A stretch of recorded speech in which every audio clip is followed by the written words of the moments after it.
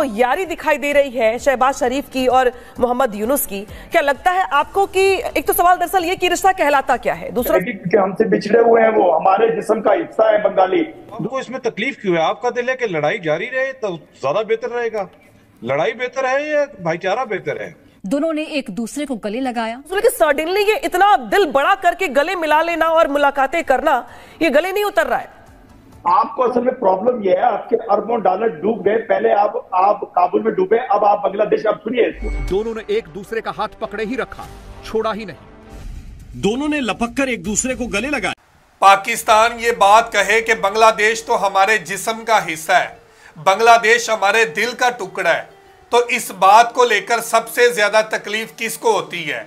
इसको लेकर सबसे ज्यादा तकलीफ होती है भारतीय मीडिया को, भारत को। और आज बात करेंगे कि जब पाकिस्तान के सहाफी ने इंडियन चैनल पे बैठकर ये बात कही कि बांग्लादेश तो हमारे दिल का टुकड़ा है, हमारे जिस्म का हिस्सा है, तो भारतीय मीडिया का रिएक्शन क्या था?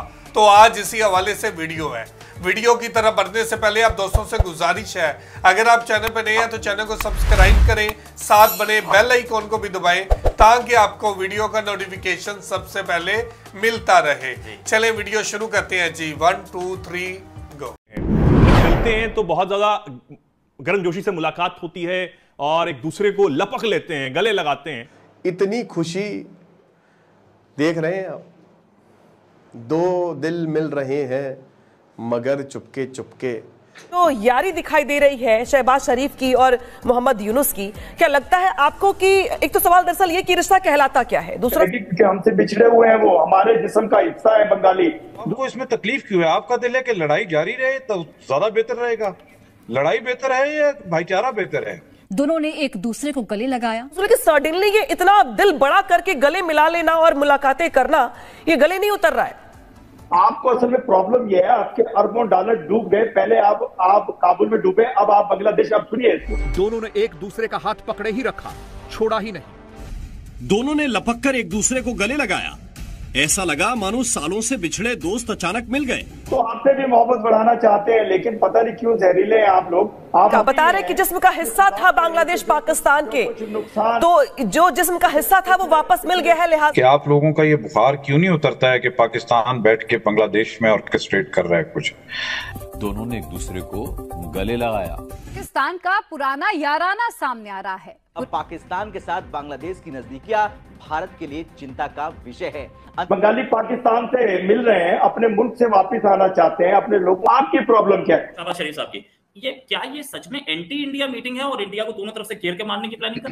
भारत का खून बहाएंगे 1000 कट देकर, और कहता है कि भारत के जब तक टुकड़े नहीं होंगे तब तक हम चैन की नींद नहीं। 1971 की कड़वी यादों से आगे बढ़कर ये जो यारी दिखाई दे रही है शहबाज शरीफ की और मोहम्मद यूनुस की, क्या लगता है आपको कि एक तो सवाल दरअसल ये कि रिश्ता कहलाता क्या है, दूसरा सवाल ये कि क्या अब जो बांग्लादेश है पाकिस्तान बनने की ओर आगे बढ़ रहा है?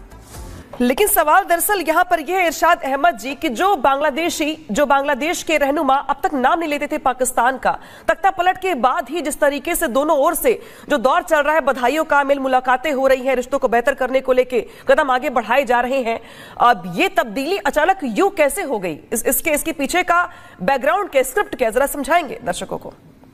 तो अगर हम सारे आपस में एक दूसरे के साथ दोस्ती और भाईचारे की तरफ चलें तो आपको इसमें तकलीफ क्यों है? आपका दिल है कि लड़ाई जारी रहे तो ज्यादा बेहतर रहेगा।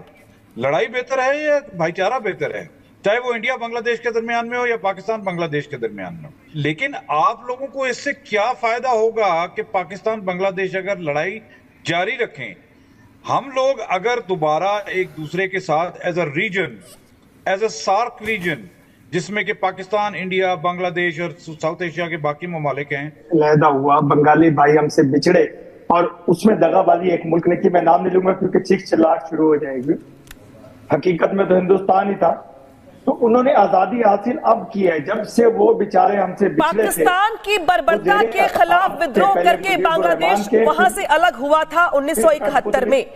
इसमें कोई और तीसरा चौथा देश का जिक्र कर रहे हैं आप, तो आप कंट्रोवर्सी क्रिएट कर रहे हैं यहाँ पे। बांग्लादेश ने खुद अपने अस्तित्व की लड़ाई लड़ी थी और उससे अलग हो गया था। ठीक है, पहले मुझे बोलने का दीजिए। जी बोलिए। मुझे बोलने का मौका दीजिए, मुझे बोलने दीजिए, उसके बाद आप जी मैं कह रहा हूँ कि देखिए अब उन्होंने आजादी हासिल की, अब वो आजाद है। अब वो इस्लाम की प्रचार भी करेंगे, पाकिस्तान से मोहब्बत भी करेंगे, क्योंकि हमसे बिछड़े हुए हैं, वो हमारे जिस्म का हिस्सा है बंगाली।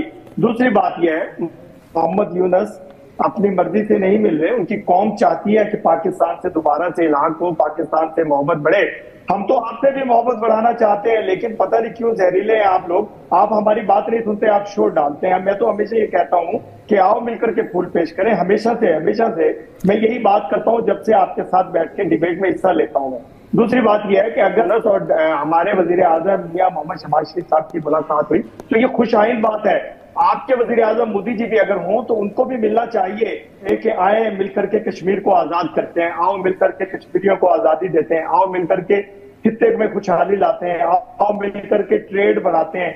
तो ये कोई बुरी बात नहीं है। कर्नल शैलेंद्र जवाब दीजिए इनका। बता रहे कि जिस्म का हिस्सा था बांग्लादेश पाकिस्तान के, तो जो जिस्म का हिस्सा था वो वापस मिल गया है, लिहाजा ये भाईचारा दिखाई दे रहा है।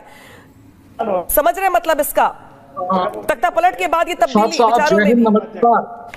लेकिन सवाल साथ ही में जांजवा जी ये भी है, यासिर जांजवा जी ये भी है कि क्या ये मान लिया जाए अब कि जो तख्ता पलट हुआ बांग्लादेश में, उसके पीछे की जो स्क्रिप्ट थी, जो पूरा का पूरा ब्लूप्रिंट था, फुटप्रिंट था, वो तैयार किया गया पाकिस्तान में बैठ के?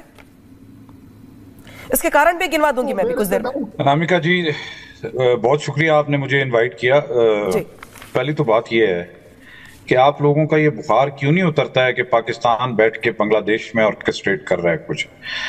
ये बांग्लादेश का अंदरूनी मामला है, आप बंगालियों को डील करने दें। कर्नल साहब आप बिल्कुल, आप कर्नल शैलेंद्र आप हौसला कर लीजिए।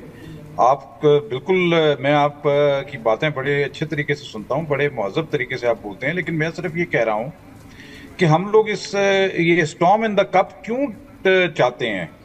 एक पाकिस्तान का प्राइम मिनिस्टर यूएन के इजलास में गया हुआ है, आपके एक डिप्लोमेट यहाँ पे बैठे हुए हैं। This is part of normal protocol कि वो मालदीव के प्राइम मिनिस्टर को भी मिला है, शहबाज शरीफ मालदीव के प्राइम मिनिस्टर को भी मिला है, बांग्लादेश वाले को भी मिला है, और बहुत सारों को भी मिल रहे हैं। तो इसमें क्या बुराई है? अब जहां तक रह गई बात कि जो कुछ हुआ है बांग्लादेश में पिछले चंद महीनों में, उसमें पाकिस्तान का हाथ है, ये तो आपका ख्वाब है और ख्याल है। जो जमाते इस्लामी संगठन जो अब तक बैन था बांग्लादेश में, 2013 में शेख हसीना ने बैन कर दिया था, तख्ता पलट के तुरंत बाद 1.5 महीने के अंदर उस पर से बैन हटा लिया जाता है। ये वो संगठन है जिसके ऊपर आरोप लगे कि जो आंदोलन था नौजवानों का, उसको भड़काया गया, उसको कैप्चर किया गया, और ये वही संगठन है जिसको लेके अब कयास ये लगाए जा रहे कि इसकी पूरी चल रही सरकार में पूरा दखल है। लौटूंगी मैं आपके पास, किस बीच स्थिरता है वो, यहाँ पे कोई नई बात तो नहीं है। और अब आप दोस्ती कर रहे हैं बांग्लादेश के साथ, तो क्या बांग्लादेश को भी इसी फेहरिस्त में शामिल करना चाहते हैं? उनका अजल से ये काम है। अब बांग्लादेश आपसे आजादी हासिल कर चुका, आपको असल में प्रॉब्लम यह है, आपके अरबों डॉलर डूब गए। पहले आप काबुल में डूबे, अब आप बांग्लादेश, अब सुनिए पूरी बात सुनिए, बांग्लादेश में डूब गए। आपको देखें, बांग्लादेश मुसलमानों का मुल्क है, बांग्लादेश ने आजादी हासिल की एक डिक्टेटर नानी अम्मा जो कि हिंदुस्तान की है, मैं बार बार एक ही लफ्ज कहता हूँ, उस नानी अम्मा से आजादी हासिल की। आपकी प्रॉब्लम क्या है? बंगाली आजाद हुए, आपकी प्रॉब्लम क्या है? बंगाली पाकिस्तान से मिल रहे हैं, अपने मुल्क से वापस आना चाहते हैं, अपने लोगों से, अपने बहन भाइयों से मिलना चाहते हैं, आपकी प्रॉब्लम क्या है? उससे ही की है कि आप लोग कश्मीर के जरिए कश्मीर का, ठीक है, एक बार फिर से मैं लौटूंगी इरशाद। अब जो दोस्ती बढ़ रही बांग्लादेश के साथ, उसमें रणनीति क्या होगी आप लोगों की? और मुझे तो समझ में नहीं आ रहा है कि जो शेख हसीना अब तक पाकिस्तान से तलखी बढ़ रही थी, जो अब तक बात भी नहीं करती थी इस मुद्दे को लेकर के, तमाम चीजों पे समझौते नहीं हो पा रहे थे, पेंडिंग चल रहे थे, उसको लेकर सडनली ये इतना दिल बड़ा करके गले मिला लेना और मुलाकातें करना, ये गले नहीं उतर रहा है। तस्वीरें मैंने जिनका जिक्र किया कि आखिर ये क्या चल रहा है, क्योंकि ये बहुत जानना बेहद जरूरी हो जाता है कि मोहम्मद यूनुस से पाकिस्तान के प्रधानमंत्री ने मिलकर आखिर क्या बात की, क्योंकि बड़ी दिलचस्प तस्वीरें हैं। जब मिलते हैं तो बहुत ज्यादा गर्मजोशी से मुलाकात होती है और एक दूसरे को लपक लेते हैं, गले लगाते हैं। आखिर क्या चल रहा है, क्या खिचड़ी पक रही है? क्योंकि पिछले दिनों एक खबर सामने आई थी कि बांग्लादेश परमाणु शक्ति बनना चाहता है पाकिस्तान की मदद से। अब आश्चर्य की बात आप देखिए, एक तो निपुण जी, कि ये वही बांग्लादेश है जो पाकिस्तान से प्रताड़ित था, फिर 1971 में अलग हुआ, कि हमें पाकिस्तान के साथ हाथ मिलाना चाहिए, और फिर आप गले भी लगते हैं। अब बांग्लादेश और पाकिस्तान के करीब आने से बांग्लादेश का फायदा हो सकता है, लेकिन इसमें पाकिस्तान का क्या फायदा है? भारत का खून बहाएंगे 1000 कट देकर, और कहता है कि भारत के जब तक टुकड़े नहीं होंगे तब तक हम चैन की नींद नहीं लेंगे। ये भुट्टो का 1972 के भाषण की स्पीच का है। षड्यंत्र जो है वो रचा जा रहा है। कुल मिलाकर भारत पर इसका किस तरीके से, क्योंकि आपने कहा कि भाई अगर चाइना के अलग मंसूबे हैं, इधर पाकिस्तान अलग जो है वो कश्मीर को लेकर राग अलापता है, ओआईसी के पास भी वो यही रोना रोता है, अब बांग्लादेश भी कहीं ना कहीं उसी की राह पर चल रहा है। बांग्लादेश से जो बयान सामने आ रहे हैं, आने वाले भारत को कहीं ना कहीं कंट्रोल करना पड़ेगा, नहीं तो भारत के लिए मुश्किल हो जाएगी। ऐसे आप कह रहे हैं कि ये मुलाकात में सार्क का भी जिक्र हुआ है, कहा गया है कि पाकिस्तान ने बांग्लादेश को कहा है कि आप सार्क को दोबारा से जो है वो एक्टिव करिए। फकर साहब, ये मीटिंग यूनुस और शहबाज शरीफ साहब की, ये सच में एंटी इंडिया मीटिंग है और इंडिया को दोनों तरफ से घेर के मारने की प्लानिंग कर रहे हैं? जीए के साइडलाइंस पर हुए घटनाक्रम ने यह साबित कर दिया कि उनका झुकाव पाकिस्तान की ओर है। वहीं उन्होंने पाकिस्तान के प्रधानमंत्री शहबाज शरीफ के साथ मीटिंग की। इस मीटिंग का सबसे बड़ा मुद्दा था सार्क का पुनरुद्धार। मोहम्मद यूनुस ने पाकिस्तान से मदद मांगी ताकि सार्क को दोबारा सक्रिय किया जा सके। पाकिस्तान और बांग्लादेश ने ज्वाइंट कमीशन और फॉरेन सेक्रेटरी लेवल की बातचीत को भी पुनर्जीवित करने का निर्णय लिया। बांग्लादेश और पाकिस्तान के बीच इस मीटिंग में पाकिस्तान ने बांग्लादेश। तो जी व्यूअर, ये थी वीडियो और आपने देखा गले मिल रहे हैं, हाथ पकड़ रहे हैं, पुराना याराना मिल रहा है। और जब पाकिस्तान के सहाफी ने कहा कि आप क्या चाहते हैं, तो फिर ये भी बात निकल के सामने आई कि अरबों ऑफ डॉलर की इन्वेस्टमेंट जो अफगानिस्तान में डूबी है, ऐसी ही बांग्लादेश में भी डूबी है। अब ये तकलीफ हो रही है भारत को। भारत ने हमेशा ये सोचा, 50 साल तक कोशिश की कि पाकिस्तान और बांग्लादेश में इतनी नफरत पैदा करें कि ये करीब भी ना आ सके। और जब ये करीब आए हैं तो इनकी नींदें उड़ी हुई है। न्यूयॉर्क के अंदर होने वाली मुलाकात ने भारतीय मीडिया की नींदें हराम कर दी हैं। आप देखें किस तरह प्रोपेगेंडा कर रहे हैं, किस तरह ये बात कर रहे हैं, क्यों गले मिल रहे हैं।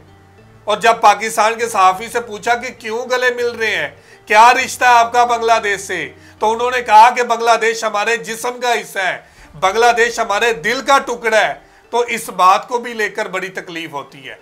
भारत को इतनी तकलीफ क्यों हो रही है? अब ये सवाल पैदा होता है कि तकलीफ की वजह क्या है।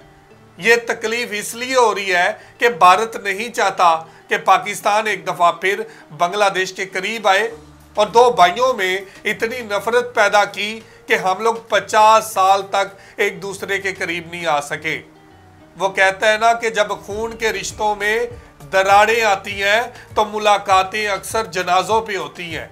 ये चाहता है भारत कि बांग्लादेश और पाकिस्तान अक्सर अब एक दूसरे के जनाजों पे मिले, एक दूसरे की तबाही में मिले, बांग्लादेश और पाकिस्तान करीब ना आए।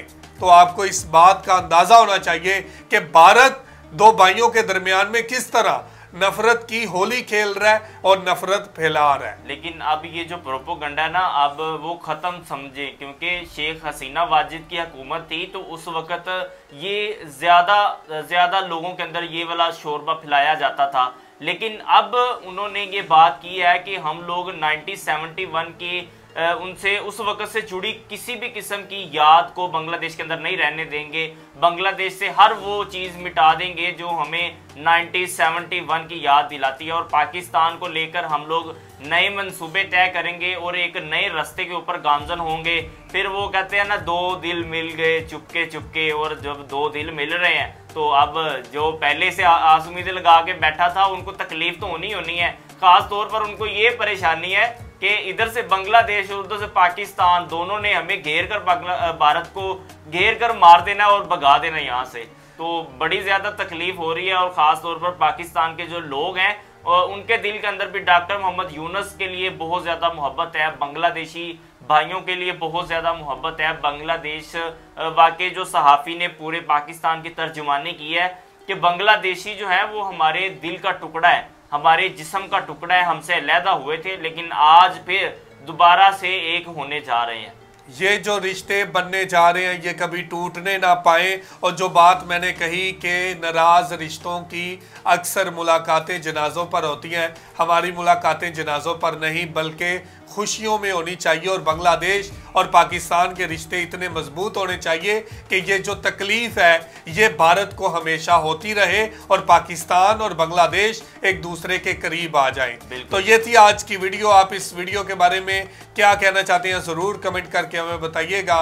बहुत शुक्रिया।